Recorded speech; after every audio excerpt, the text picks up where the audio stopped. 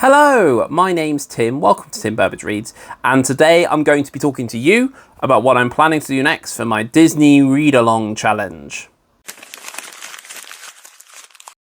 So for those of you who don't know, I'm looking at the Shelf Reflections Disney Readalong challenge, and every month I pick a different decade, pick one of my favourite films from that decade, and select a book from those prompts.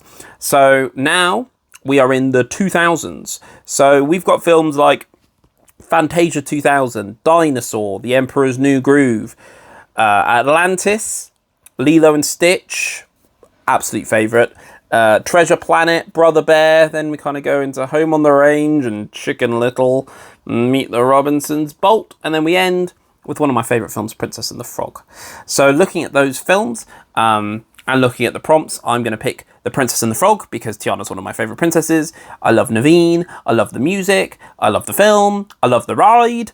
So now the prompts for The Princess and the Frog, which came out in 2009, is a book set in the Jim Crow era, a book with an entrepreneurial female character, and a book about a restaurant owner.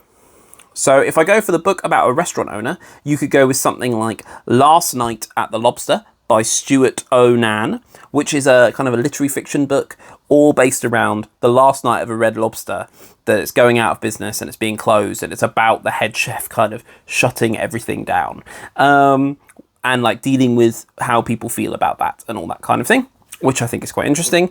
If you want to go with a book with an entrepreneurial female character, a good one would be The Startup Wife by Tamima Anam.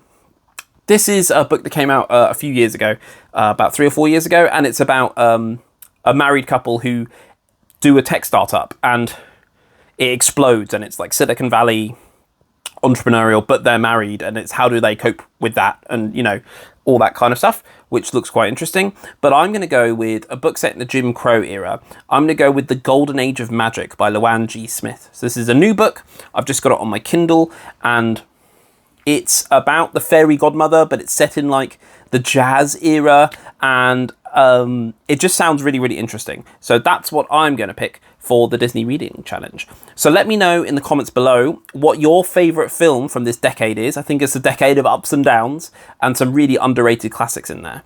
And I'll find out what the reading challenge is, and the reading prompts, and I'll put them in the comments below. Please give this video a like if you enjoyed it. Please subscribe if you want to see more, and I'll see you in the next one. Now, get out of my house!